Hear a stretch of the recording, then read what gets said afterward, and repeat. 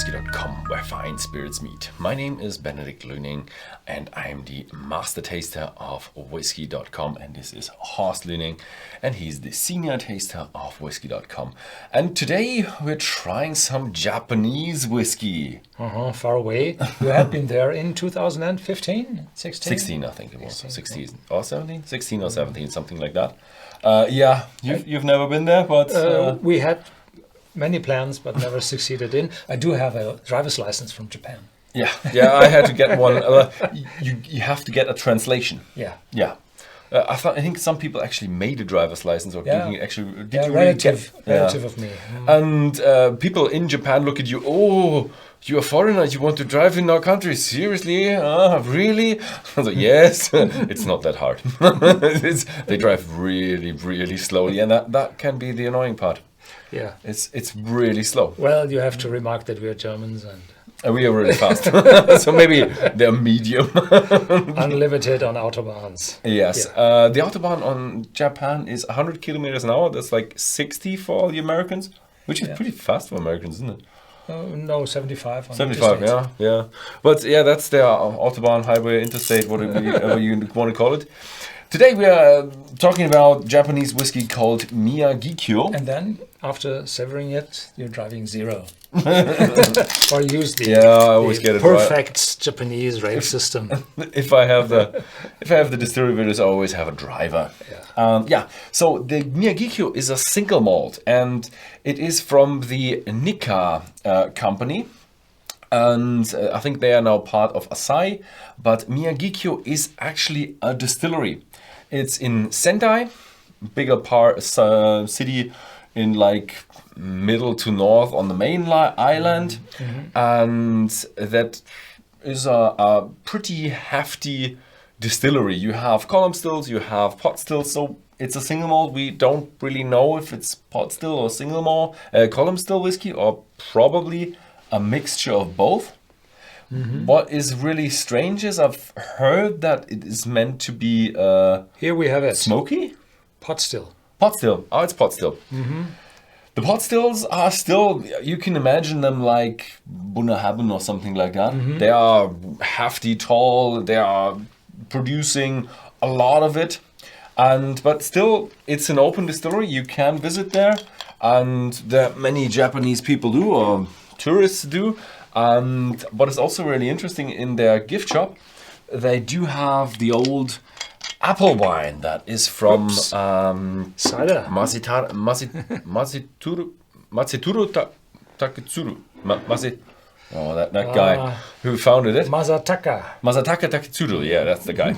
And he actually wanted to do the whiskey distilling, but he was a bit of a cash flow problem at the beginning. So he actually made apple wine at the beginning as well, until he got enough cash to get the thing going, and then he switched to whiskey, but still the apple is still going. So nice stories. And the distillery is a nice distillery. You can family friendly and everything. Yeah, so this whiskey was introduced in 2021, and it carries no age statement, and is said to have some finishing in sherry casks. And there are some peated batches from Miyagikyo, and this has a little bit of smoky aroma, not too strong.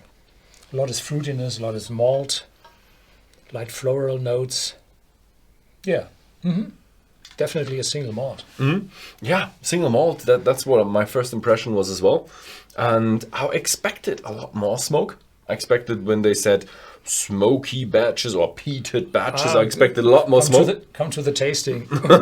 Yeah, maybe it has more smoke in the tasting. Yeah, but it's I would say it's a light, fresh, lightly smoky whiskey. Yeah, floral notes in it. Yeah, I'll give you that. Yeah, but also light floral. How do you call it in Japanese? Gambei or Kambei or something like that. But that also means drink up. Oh, no, sorry. Cheers.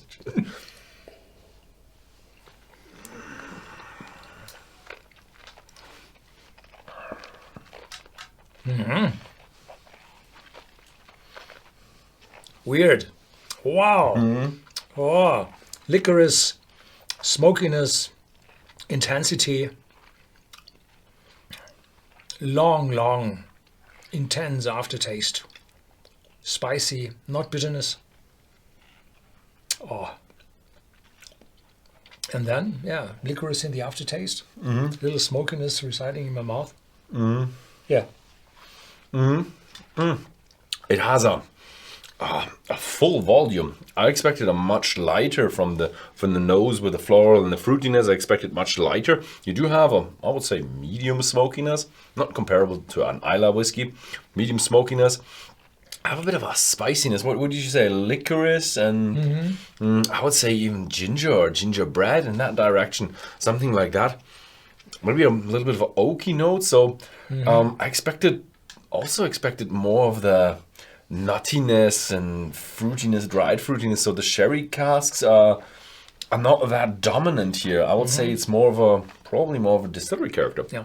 So to give a hint about the price, that's very different if you get it.